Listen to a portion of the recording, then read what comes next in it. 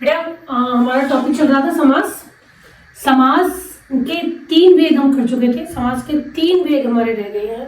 Total समास के अगर हम 6 भेद मान के चलते हैं तो हमारे अभी 3 भेद रह गए हैं। एक हमारा द्विगु, कर्मधारय और भवभय समास। इससे पहले हम समास का पीछे का थोड़ा सा रिवाइज कर लेते हैं। समास क्या है? 2 या 2 से अधिक शब्दों का मेल समास है। जैसे नीली है जो गाय, नील गाय समास है। हाथों के लिए कड़ी, हथकड़ी समास बन गया। तो 2 या 2 से अधिक शब्दों का मेल समास। समास के भेद हैं 6।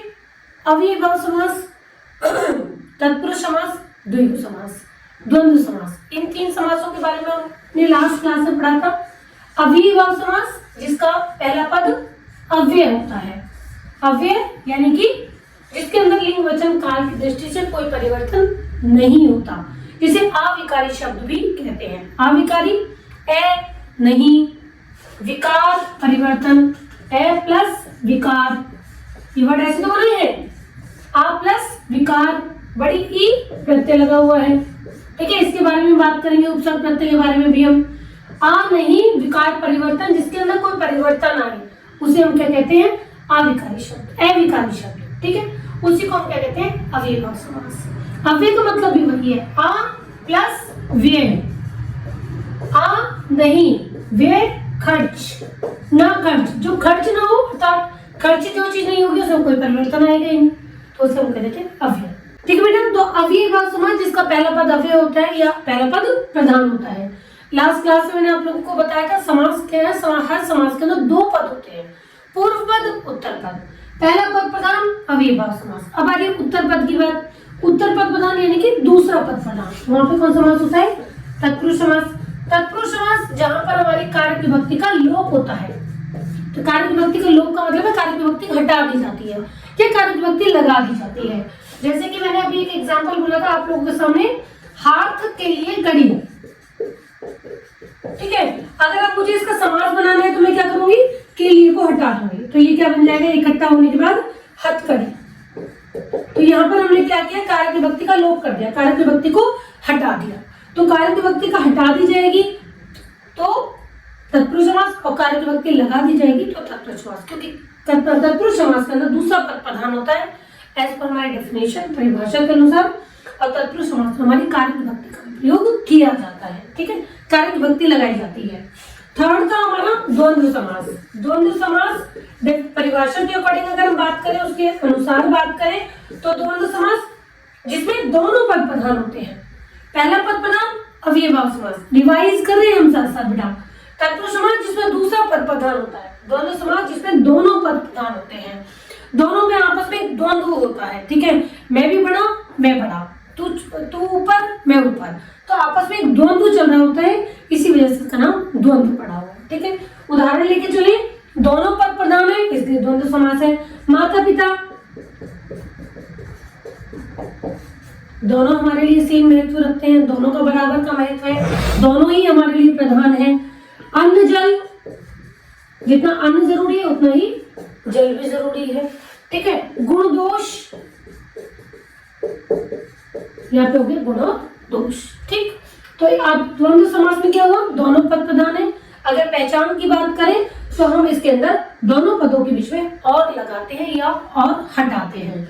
और लगाएंगे तो समास विग्रह बन जाएगा, और हटाएंगे तो समास बन जाएगा। उस इकट्ठे हुए पद को हम समस्त पद भी बोलते हैं। ठीक है, अगर बाई चांस क्वेश्चन हमारा बनता है कि माता और पिता, इसको इकट्ठा करने के बाद, एक साथ जोड़ देने के बाद बने गए पद को हम क्या कहेंगे? तो हम उसको समस्त पद या सामसिक पद, दोनों में से कुछ भी कह सकते हैं। ठीक है बेटा, आज की जो हमारी क्लास है मुख्य रूप से उसके बारे में हम बात करेंगे। तो उसमें हमारे चौथे समास की बात होती है जिसका नाम है द्विगु समास। ठीक है, द्विगु, द्वि मतलब 2, यहाँ पे गु लिखा हुआ है, गु से मतलब गुण, 2 गुणों का समूह, 2 गुणों का समाहार।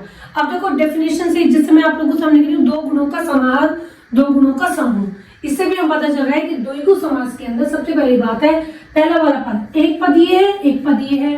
पहला वाला पद गिनती है, 2 आ गया, इसका मतलब इसके हर समास के अंदर पहला पद गिनती ही होगा। ठीक है, दूसरी बात, इसके अंदर पहला पद गिनती होता है और वो समूह का बोध कराता है, समाहार का बोध कराता है। जैसे मैं आप लोगों के सामने इसको अगर विग्रह करके लिखूंगी, क्या लिखूंगी? दो गुणों का समूह। तो दोनों चीज आप लोगों के सामने क्लियर होगी होंगी। पहला पद गिनती, दूसरी बात समूह का बोध कराएगा। ठीक है, ये हमारा है द्विगु समूह। और एग्जांपल 2-3 और देखो। फॉर एग्जांपल हमारे सामने हो गया दोपहर। दोपहर का दोपहर, पहला पद गिनती और दोपहर का अगर मैं विग्रह करूंगी तो क्या बनेगा? दो पहरों का समूह, समाहार का बोध कराएगा। तीसरा हम ले लेते हैं नवरात्रि। नवरात्रि, नव मतलब नौ, बिल्कुल ठीक। रात्रि, रात्रि मतलब रात, 9 रातों का समूह। पहला पद गिनती और उसे सामने समाहार का बोध करा दिया। ठीक है, लास्ट 5th नंबर पे हम लेके चलेंगे। आज का समास हमारा है वो है कर्मधारय। ठीक है, कर्मधारय समास की पहचान बिल्कुल अलग है। बेटा ध्यान रखना, अभी तक मैं जो भी आप लोगों के सामने पहचान बता के चल रही हूँ, सबकी पहचान बिल्कुल अलग अलग है। अगर उस पहचान को आप ध्यान में रखते हो तो आप इजीली आइडेंटिफाई कर पाओगे, आसानी से पहचान कर पाओगे कि समास कौन सा होगा। यहाँ पे हमारे 5वें नंबर पे कर्मधारय। देखो अभी तक मैंने विशेषण विशेष्य की बात कहीं पर भी नहीं करी, दोनों पदों की तुलना की बात कहीं पर भी नहीं करी, तो इसका मतलब बिल्कुल अलग पहचान चल रही है। तो हो गया हमारा कर्मधारय समास। तो कर्मधारय समास अगर क्वेश्चन में आता है, कर्मधारय समास क्या होता है? इसका पहला पद दूसरे पद की विशेषता बताता है। इसका मतलब पहला पद हो गया विशेषण, दूसरा पद हो गया विशेष्य। या फिर पहचान क्या होती है? पहले पद की दूसरे पद से तुलना की जाती है। ठीक है, एक पद उपमेय और दूसरा पद उपमान होता है, तो वहां पे क्या होता है? कर्मधारय समास होता है। उदाहरण देखो, फॉर एग्जाम्पल मैंने बोला नील कमल। नील कमल, पहला वाला पद क्या है? नील मतलब नीला, कमल फूल, ये दूसरा पद हो गया हमारा। पहला पद दूसरे पद की विशेषता बता रहे, भाई कमल कैसा है? नीला, तो यहाँ पे क्या हो गया? कर्मधारय समास। एक एग्जाम्पल मैंने आप लोग क्या, एक चीज मैंने आपको क्या बताई कि एक पद की दूसरे पद से तुलना की जाती है। फॉर एग्जाम्पल मैंने लिख दिया सूर्यमुख। सूर्य मतलब सूरज, मुख मतलब चेहरा, मुख कैसा? सूरज जैसा, कंपैरिजन हो गया। ऐसी मैंने आप लोगों के सामने बोल दिया कनक लता। लता कैसी? कनक के जैसी। ऐसी मैंने आप लोगों के सामने बोल दिया कमल नयन। नयन कैसे? कमल के जैसे, कंपेयर हो रहा है, तुलना की जा रही है। तो उस स्थिति में भी हमारे पास समास होगा? कर्मधारय समास होगा। ये बात ध्यान रखकर चलना। विशेषण विशेष्य उपमेय उपमान की बात किसके अंदर की जाती है? कर्मधारय समास के अंदर की जाती है। Last but not least, last वाले छठे समास के बारे में अगर हम बात करें तो छठा समास हमारा कौन सा बचता है? बहुव्रीहि समास। ठीक है बेटा, जिस भी समास में अगर किसी भी शब्द के अंदर कोई कंफ्यूजन हो बेटा, तो आप मेरे पास टाइप करके मैसेज करके भेज सकते हो। अगर आपको सचमुच में वीडियो अच्छी लग रही है, लाइक करें, शेयर करें, अपने दोस्तों के पास भी बेटा इसको भेजें ताकि उनको भी फायदा हो सके। ठीक है, और अगर कोई डाउट होता है किसी भी क्वेश्चन में, उस पर कमेंट कर सकते हैं। चैनल को सब्सक्राइब करो। अगर और भी किसी टॉपिक पे आपको वीडियो चाहिए तो आप उस वीडियो का नाम लेकर भेज सकते हैं। ऐसा कोई पर्टिकुलर है जो आपका भी एग्जाम में आने वाला है या आपको बाई चांस समझ में नहीं आया है, तो उस टॉपिक का नाम आप मेरे पास लिखकर भेज सकते हो। ठीक है, बट वीडियो को लाइक करना ना भूलें। लास्ट है बेटा छठा हमारे पास है बहुव्रीहि समास। बेटा एक बात ध्यान रखना, अभी बहुव्रीहि समास के बाद अभी हम एक चीज कंपेयर करके चलेंगे। ठीक है, कि अगर प्रॉब्लम आती है कई बार द्विगु समास, कर्मधारय समास, बहुव्रीहि समास, इन तीनों के बीच में अंतर भी आता है। द्विगु समास, बहुव्रीहि समास, इनमें अंतर आ जाता है। कर्मधारय समास, बहुव्रीहि समास में क्या अंतर है? ये अंतर आ जाता है। पहचान मैं आप लोगों को बता चुकी हूँ, उदाहरण से देखोगे तो बहुत अच्छे तरीके से समझ में आ जाएगा। बहुव्रीहि समास, हमारा पहला पद प्रधान हुआ अव्ययभाव समास, हमारा दूसरा पद प्रधान हुआ तत्पुरुष समास, हमारे दोनों पद प्रधान हुए द्वंद्व समास। अब बात आती है तीसरे पद की, दोनों पद मिलकर किसी थर्ड पर्सन के बारे में, तीसरे पद के बारे में बात करेंगे, वह होगा बहुव्रीहि समास। ठीक, अब वो कैसे होगा ये देखो। लास्ट क्लास में मैंने आप लोगों के सामने एक एग्जांपल रखा था कर्मधारय के लिए, कमल नयन। जो सबसे पहली क्लास थी बेटा, मैंने उसमें आप लोगों को बताया था आपका पूर्व पद उत्तर पद का विग्रह करने के हिसाब से पता चलेगा, उसके अनुसार पता चलेगा कि समास कौन सा लिखना है। अब मैंने अब कमल नयन यहाँ पे लिखा है, मैंने विग्रह किया कमल के समान नयन, मैं दोनों के बीच में तुलना कर रही हूँ। तो एक बच्चे ने, हाँ बिल्कुल ठीक, एक बच्चे ने अभी खड़े होकर मुझसे बोला कि मैम यहाँ पे तो कर्मधारय समास होना चाहिए, आप इसे बहुव्रीहि समास के अंदर लिख रहे हैं। बिल्कुल ठीक है बेटा, कमल के समान नयन कंपेयर हो गया, जब कंपैरिजन होगी, तुलना होगी तो कर्मधारय समास भी होगा, लेकिन मैं विग्रह बहुव्रीहि समास के अकॉर्डिंग करूंगी। बहुव्रीहि समास में तीसरे पद की बात होती है, मैं तीसरे पद के अकॉर्डिंग विग्रह करके चल रही हूँ। कमल नयन, कमल जैसे नयन है जिसके, किसके, श्री राम के। तो यहाँ पर कौन समास हो गया, बहुव्रीहि समास। बेटा आपके विग्रह के अनुसार आप समास का नाम लिख सकते हो, ये बिल्कुल गलत नहीं होगा। आपने कमल के समान नयन करके कर्मधारय समास लिखा, ये बिल्कुल ठीक है। आपने लिखा कमल के समान नयन है जिसके, किसके, आंसर आता है श्री राम। श्री राम के कमल नयन बोले जाते थे, राजीव लोचन बोले जाते थे। राजीव लोचन भी सेम मतलब है, राजीव का मतलब होता है कमल, नयन का मतलब आंखें, राजीव के समान नयन है, लोचन है जिसके, किसके, श्री राम के, बहुव्रीहि समास। ठीक है, अब बात आती है हमारे पास किसकी, कि मैम द्विगु समास और बहुव्रीहि समास में हमारे पास कैसे दिक्कत आती है, हम कैसे पहचान करेंगे। कई बार सेम क्वेश्चन आ जाता है कि द्विगु समास है, बहुव्रीहि समास है, फिर मैं वही बात कहूंगी, आपका विग्रह इस बात को बताएगा कौन सा समास है। फॉर एग्जाम्पल देखो, मैं एक वर्ड आप लोगों के सामने लेके चल रही हूँ, पंचानन, चतुर्भुज, एक वर्ड ने और सा एग्जाम्पल ले लेते हैं, दशानन। ठीक है, अब देखो इनमें पहला वाला पद सबके अंदर गिनती चल रहा है, पंच पांच, आनंद मुख, चतुर चार, भुज भुजाएं, दश गिनती 10 हो गया, आनंद मुख, ये भी दूसरा पद हो गया। पहला वाला पद सबके अंदर गिनती है, तो इसका मतलब कौन सा समास होना चाहिए, द्विगु समास होना चाहिए। हाँ बिल्कुल होना चाहिए। विग्रह क्या करोगे, द्विगु समास के अकॉर्डिंग। पंचानन 5 आननों का समूह, चतुर्भुज 4 भुजाओं का समूह, दशानन 10 आननों का समूह। ये किसी किसी किताब में आप लिखा हुआ देखेंगे तो द्विगु समास हो गया, क्योंकि मैंने द्विगु समास के अकॉर्डिंग इसका विग्रह किया है। लेकिन ये बहुव्रीहि समास के अंदर मुख्य रूप से काउंट सारे क्यों किए जाते हैं, क्योंकि पंच 5 आनंद मुख, अगर 5 मुंह किसके हैं तो कोई ऑर्डिनरी पर्सन तो नहीं होगा, कोई विशेष व्यक्ति के बारे में ये बात की जाएगी। अब विशेष व्यक्ति की बात तो, थर्ड पर्सन की बात तो एक ही समास के अंदर होती है, वो होता है बहुव्रीहि समास। ठीक है, क्योंकि सबका पब्लिशर्स है, जो राइटर्स है, विद्वान है हमारे, उनका कहना क्या है कि पंचानन हमारे सबके एक ही मुंह है। अगर हमारे सामने 2 3 4 5 मुंह वाला कोई आता है तो बेटा पक्की बात है, तो कोई विशेष व्यक्ति होगा, उसकी पहचान बिल्कुल अलग ही होगी। चतुर्भुज है, 4 भुजाएं है ना, तो अब मैंने लिखा 4 भुजाएं हैं जिसकी, किसकी 4 भुजाएं, तो कोई विशेष व्यक्ति है। अब विशेष व्यक्ति है तो यहाँ पर विष्णु जी। अगर इन केस मुझे वो नाम याद नहीं आता तो मैं ब्रैकेट में विशेष व्यक्ति भी लिख सकती हूँ, क्योंकि ये कंफर्म है 4 भुजाएं किसी की है तो कोई वो विशेष व्यक्ति है। मेरे नाम से अभी स्लिप हो चुका है, लेकिन उनका नाम क्या है, भगवान विष्णु। ठीक है, दशानन 10 आनंद है जिसके, किसके, सभी को पता है, दशहरा मनाते हैं रावण के।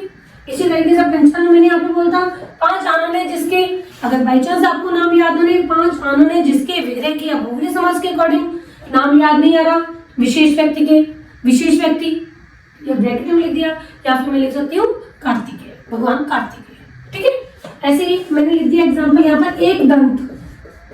अब एक दंत कहते हैं, सबके माइंड में अपने आप ही पिक्चर आ चुकी होगी गणेश जी, है ना, क्योंकि एक दांत है जिसका, एक दांत नहीं है, एक दांत उनकी पहचान के रूप में बिल्कुल हाथी की तरफ बिल्कुल अलग से है बाहर की तरफ, तो उनकी पहचान बन चुकी है वो एक दांत के रूप में। ठीक है, तो एक दंत है जिसका, किसका, गणेश जी का। तो ये विशेष व्यक्ति के बारे में जब भी बात की जाती है वो आपका बहुव्रीहि समास, और यहाँ पर आपने समूह का बोध कराया होता तो यहाँ पे द्विगु समास। ठीक, अब यहाँ पे देखो द्विगु समास और कर्मधारय समास के बारे में बात, कि मैम इसमें भी ऐसा हो सकता है, बिल्कुल हो सकता है, तुम्हारा विग्रह बताएगा फिर वही बात कि आप कौन से उसके अंदर लिखना चाहते हो, किसके अंदर नहीं। मैंने दोनों के बीच का एक एग्जाम्पल लिख दिया, नवगीत। अब कुछ बच्चे कहेंगे मैम नव, हाँ नव मतलब नौ, गीत मतलब गीत, 9 गीतों का समूह द्विगु समास, क्योंकि पहला पद गिनती आ गया।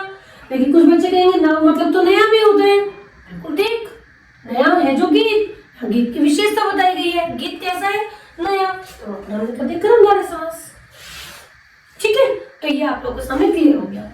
अब हम लेके चलते हैं नेक्स्ट एग्जांपल कर्मधारय और बहुविधि के बीच में। बेटा मुझे पूरी उम्मीद है आप लोगों को एग्जांपल के थ्रू पता चल गया होगा, एग्जांपल के अनुसार एग्जांपल देने से क्लियर हो गया होगा कि कौन सा समास के बीच में किस तरीके से अंतर चल रहा है। फिर भी अगर कोई डाउट होता है या बच्चे पढ़ रहे हैं, फिर भी अगर बाई चांस किसी को डाउट होता है, आप मैसेज करके मुझसे पूछ सकते हैं। ठीक है, कर्मधारय समास, बहुव्रीहि समास। अब इन दोनों में अंतर कैसे चलेगा? कर्मधारय समास का हमने एग्जांपल यहाँ पे ले लिया, जैसे फॉर एग्जांपल श्वेतांबरी, श्वेतांबर ले लिया हमने। ठीक है, मैंने अब विग्रह दिया श्वेत है जो अंबर, सफेद है जो वस्त्र। तो ये अगर मैं विग्रह किया इसके अकॉर्डिंग, कर्मधारय के अकॉर्डिंग। अब मैं यहाँ लेके चल रही हूँ श्वेतांबरी। ठीक है, श्वेत मतलब सफेद, अंबर मतलब वस्त्र, सफेद वस्त्रों वाली, है ना। सफेद वस्त्र है जिसके, श्वेतांबरी के नाम से बेटा फेमस है। कौन? माता सरस्वती। ठीक, तो यहाँ पे हो गया हमारा बहुव्रीहि समास। आप लोगों को जो मुझे लगता है आप लोगों को समास का टॉपिक बहुत अच्छे तरीके से क्लियर हो गया। छोटी छोटी चीज समझ के देख लो। वीडियो अगर पसंद आ रही है तो बेटा लाइक कर देना। एक वीडियो बेटा छोटे रूप में समझते चलो, छोटा सा करके बताती हूँ समास के बारे में। समास, दो या दो से अधिक शब्दों का मेल समास। समास का अर्थ संक्षिप्त। अब अगर मैं इसको लेके चलूं और इसके डेफिनेशन तैयार करूं तो संक्षेपीकरण समास है। संक्षेपीकरण का मतलब होता है संक्षिप्त। ठीक है, संक्षेपीकरण, संक्षिप्त करना। तो संक्षिप्त ये समास, संक्षेपीकरण समास। इकट्ठे किए गए पदों को क्या कहते हैं? समस्त पद या सामसिक पद। हर समास के अंदर पद कितने होते हैं? दो पद होते हैं बेटा। पूर्व पद, दो पद होते हैं, पूर्व पद और उत्तर पद। उत्तर का मतलब ये होता है बाद में। ठीक है, तो अव्ययभाव समास, पहला पद अव्यय, पहला पद प्रधान, पहला पद अव्यय या पहला पद उपसर्ग भी होता है। ध्यान रख के चलना बेटा। अव्ययभाव समास, पहला पद अव्यय, अव्यय बता चुकी हूँ। अव्यय किस लिए नाम रखा गया है? पहला पद अव्यय, पहला पद प्रधान, पहला पद उपसर्ग, अव्ययभाव समास। तत्पुरुष समास, दूसरा पद प्रधान। और पहचान क्या है? कारक विभक्ति हटाई जाएगी या कारक विभक्ति लगाई जाएगी। तीसरा समास कौन सा? द्वंद्व समास, बिल्कुल ठीक। दोनों पद प्रधान होते हैं। चौथा बहुव्रीहि समास, दोनों पद मिलकर किसी तीसरे पद के बारे में बात करते हैं, बहुव्रीहि समास। पांचवा द्विगु समास, नाम से पता चल रहा है। द्वि मतलब संस्कृत का वर्ड है बेटा, संस्कृत का शब्द। द्वि मतलब दो, पहला पद पहले गिनती है। इसके सारे उदाहरण में पहला पद गिनती होता है और साथ में समूह का बोध कराता है। और लास्ट कर्मधारय समास। कर्मधारय समास की पहचान बिल्कुल अलग चल रही है, एकदम बिल्कुल कंफ्यूज होने की जरूरत नहीं है। पहला पद विशेषण, दूसरा पद विशेष्य। पहला पद दूसरे पद की विशेषता बताता है या दोनों पदों की आपस में तुलना की जाती है। ये है आप लोगों का बेटा टॉपिक समास। पसंद आया हो तो लाइक करो, अपने दोस्तों को शेयर करो और कोई कंफ्यूजन हो तो मुझसे क्वेश्चन पूछ सकते हो। नेक्स्ट क्लास में बेटा समास की हम एक्सरसाइज करके चलेंगे। समास के 6 भेदों के बारे में डिटेल लेके चलेंगे। इससे हटकर कोई और क्वेश्चन बनेगा नहीं, बिल्कुल अलग समास के पद लेके चलूंगी। नॉर्मली जो होते हैं बहुत आसान से वर्ड होते हैं। बेपरवाह मैं लास्ट क्लास में करवाया था, बिना परवाह के।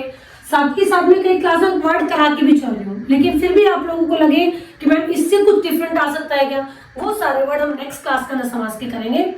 डिफरेंट लेके चलूंगी। इससे अगर वो उन समास का आपने एग्जाम्पल्स में एक्सरसाइज का आंसर्स कर लिए, आप लोगों को कोई प्रॉब्लम नहीं आने वाली बेटा।